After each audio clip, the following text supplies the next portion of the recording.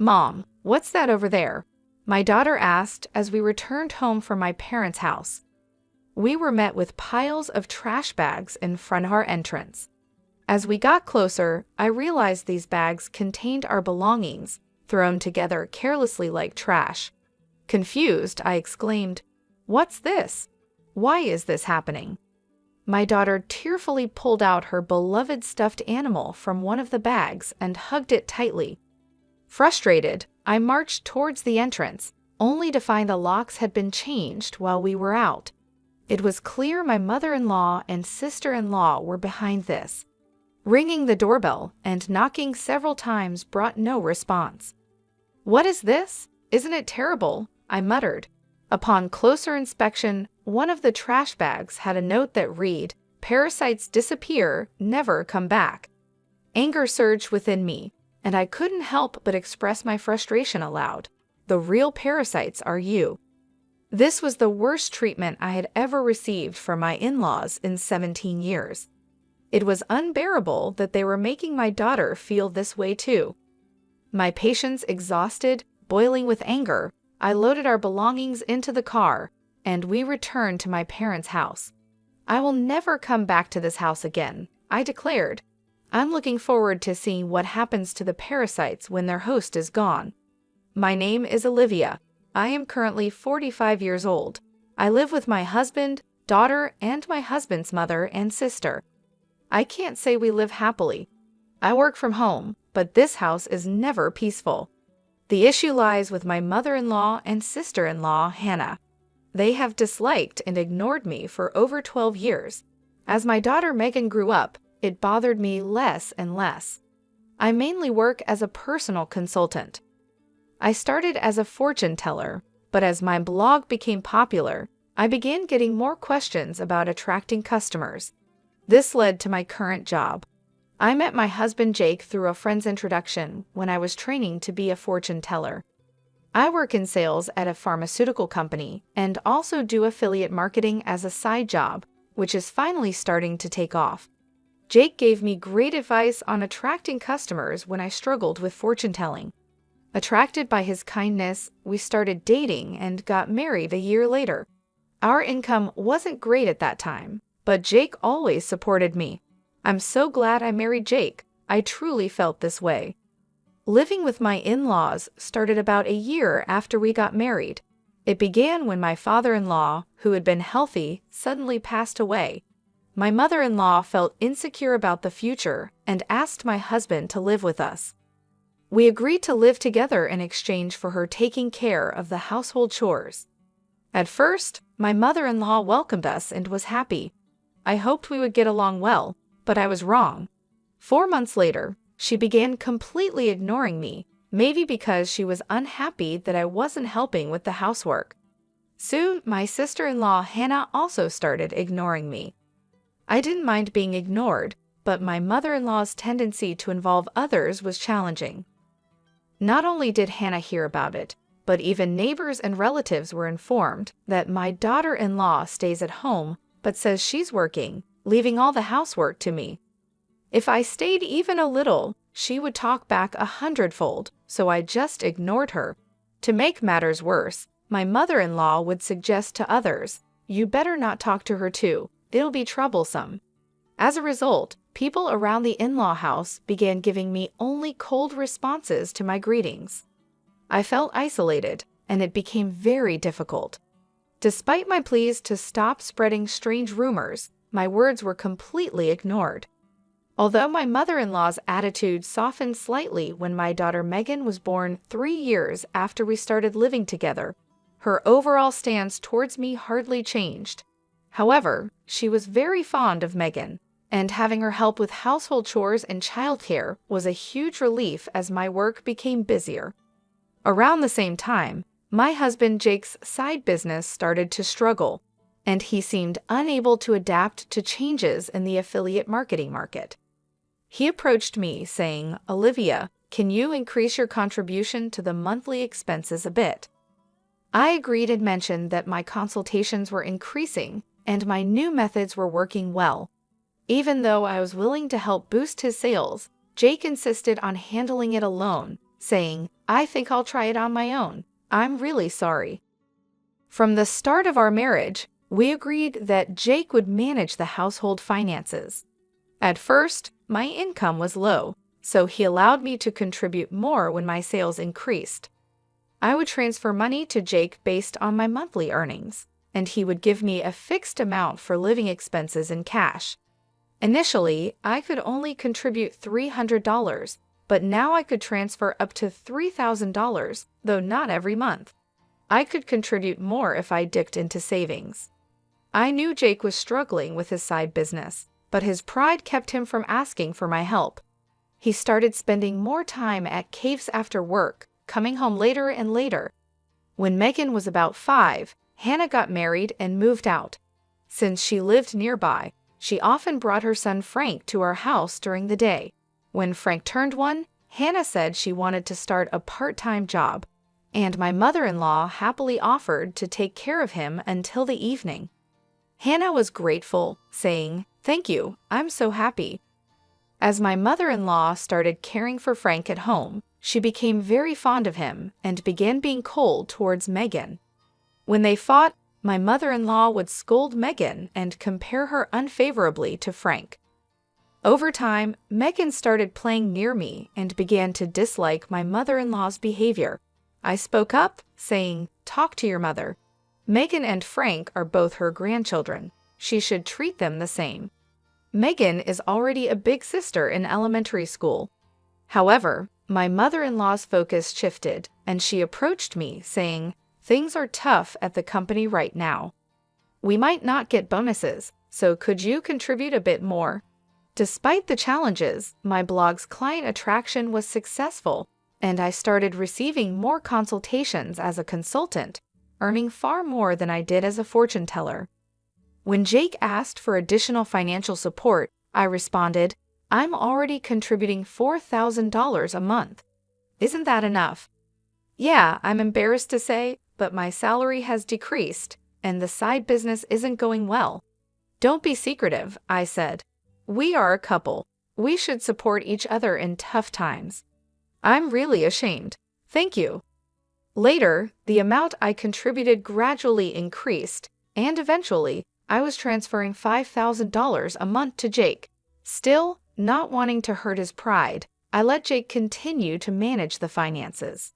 When Megan was in 7th grade, Hannah came back home with Frank. It seems Hannah got divorced due to her infidelity, but I don't know the details. By this time, Megan could help around the house, so household chores were divided among each family member. Being ignored by my mother-in-law and Hannah continued, but it no longer bothered me. It's unfortunate that I couldn't give Megan her own room when she started middle school, as Hannah's return meant we ran out of rooms. One night, while discussing which tutoring school Megan should attend for middle school, Hannah suddenly said, "Hey, tutoring is expensive. Why doesn't Megan study by herself? Could you stop making such comments? I'm paying for the tutoring, so it's none of your business." "What? Olivia is paying? Impossible. You don't earn anything. Jake said he's supporting you. You're just a leech, aren't you? Haha, you married him because he has money, right?" "Exactly. Jake told me not to speak ill of Olivia, but that's just shameless." My mind was filled with questions. What does this mean? What has Jake been telling his mother and the others? Jake is the one supporting this house financially? It's about time we put an end to the parasite's lifestyle. I feel bad for Megan, but if we pay for her tutoring, we won't be able to pay my compensation. Not be able to pay? Are you saying our house is paying for your compensation, Hannah? Jake said he would pay for it. You should spend your money on Frank. I began to understand the deception and felt my anger rising. My husband had always managed our household finances, and my mother-in-law had taken care of the household chores and childcare until Megan grew up, so I thought they knew I was also contributing to the household expenses. Is Jake bearing all the expenses of this house, including your living expenses and the compensation Hannah is supposed to pay? Be quiet. It's only natural for a family. You're the only outsider here, not related by blood, and yet you act as if living here is your right. It really makes me angry. I contribute money too. Don't talk back. What you contribute is barely enough for your own food expenses. You hardly have any income, and yet you're so arrogant. I could feel my body trembling with anger. I could see Megan on the side, looking like she might cry. I knew Jake had a lot of pride, but I never thought it would be this bad. In the beginning, Jake was paying for the living expenses and pocket money for my mother-in-law and Hannah, but I had started contributing as well. Now we were living on my income. I needed to talk to Jake properly. Around midnight, Jake came home. He was drunk and seemed cheerful. Can we talk? I didn't know you weren't getting any money from your mother or Hannah. They said you're covering all the expenses of this house. Oh, about that. My bad. It's a matter of pride as a man, you know. When we started living together, I was paying for everything. There wasn't a right moment to say you were also paying, and in front of the family, let me be the eldest son a little, please. Jake, with a light-hearted tone like in a comedy sketch, put his hands together. Oh, that's right. I'm going to Faye this Saturday. I'll be gone for a week. Take care. Faye? Why? I got invited to a pedal in Faye by a friend I'm doing a side business with. I'm going to make it a success, so cheer for me, Olivia. Well, I'm off to sleep. See you tomorrow. My husband laid down on the mat in a cheerful mood and soon started snoring. My anger wouldn't subside, but recently, with Jake coming home late, we hadn't talked much, and I had no idea about this. I thought he was joking while drunk, but on the weekend, Jake really left with a large suitcase. During Jake's absence, I had the freedom to use the car, so I decided to take Megan back to my parents' house. The next day, a shocking event awaited us. Mom, what is that? When Megan and I returned from my parents' house, there were piles of trash bags in front of the entrance. Upon closer inspection, these bags contained mine and Megan's belongings, carelessly packed like real trash. What is this? Why is this happening? I don't understand. Megan, crying, pulled out her beloved stuffed animal from the bag and hugged it. Furious, I headed towards the entrance. Has the lock changed? It seemed that the locks had been changed while we were out. This must be the work of my mother-in-law and sister-in-law Hannah. I rang the doorbell and knocked several times, but no one came out. What is this? Isn't it terrible? Upon closer inspection, one of the trash bags had a note saying, "Parasites disappear, never come back." I felt a surge of anger from the bottom of my heart. The real parasites are you. I couldn't help but let out a swear word. This was the worst treatment I had ever received from my in-laws in 17 years. They weren't just hurting me, but also making my daughter feel this way. I finally lost my patience. Boiling with anger, I loaded the luggage into the car, and we returned to my parents' house. I will never come back to this house again. I'm looking forward to seeing what happens to the parasites when their host is gone. When we returned to my parents' house, they were shocked. I hadn't told them about being ignored by my in-laws, the money issues, or their attitude towards Megan, not wanting to worry them. My parents said, "There's no need to go back to that house. You should claim compensation from them." They cried with anger and told me to stay with them. My mother's words, "You really had it tough," made me cry too. In reality, I had been trying my best all this time. Enough is enough. I finally decided to confront my feelings. While staying at my parents' house, I contacted a friend who had introduced me to Jake. She was connected to Jake's side business friends. "Are you doing well? I want to ask you something. Do you know if Jake's friends are currently in Faye?" That famous entrepreneur pedal, right? I was invited but wasn't interested, so I declined. Jake didn't go, did he? Yeah, that's right. By the way, I heard Jake quit his job and is now managing a business with his wife. You two must be close. Ah, yes, that's right, I replied nonchalantly and hung up. Immediately after, I called Jake's company. What my friend said was true. and to my surprise, Jake had quit his job 3 years ago. This meant that for the past 3 years, I had been paying almost all of the living expenses for my in-laws. Looking back over the years, I suddenly felt hollow. A week later, I received a laid-back message from Jake saying he was back in the USA. After continuously ignoring him, I stopped hearing from him altogether. He must have heard the news back home. Expecting persistent contact from Jake, I hired a detective to investigate him. The investigation revealed that Jake, dressed in a suit in the morning, spent his afternoons gambling and evenings at a woman's house. So I asked for an investigation into his infidelity as well. 2 weeks later, Jake called me. It must have been close to his former company's payday, and he was panicking. "Olivia, sorry. I couldn't contact you. I'm sorry for what my family did. I heard they kicked you out, and I was thinking, why did it come to this? Really? Did you tell the truth to your mother and Hannah?" Jake quickly changed the subject and said something unbelievable. "Let's leave that house and live in a new home, just the 3 of us. I'll cut ties with those who disregard you, Olivia. I'm ready to abandon my mother and Hannah, so please come back."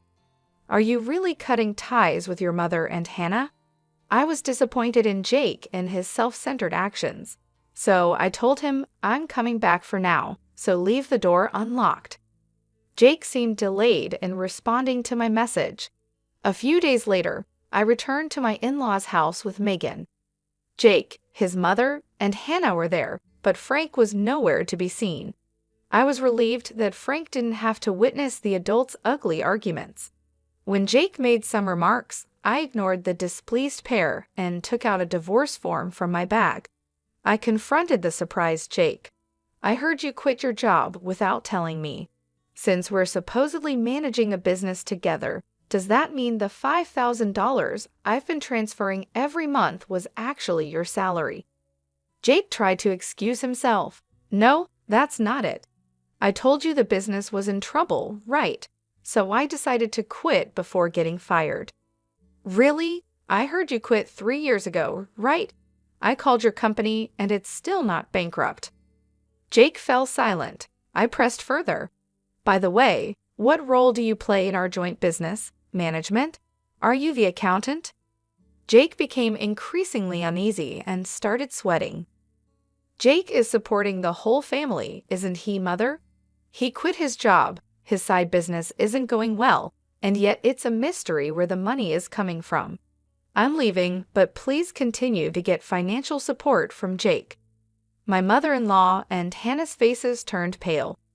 "But the other day on the phone, you were crying and begging to save only yourself, saying you'd cut ties with your mother and sister."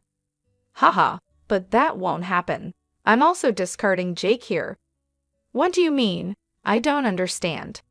"Jake hasn't been going to work. That's a lie.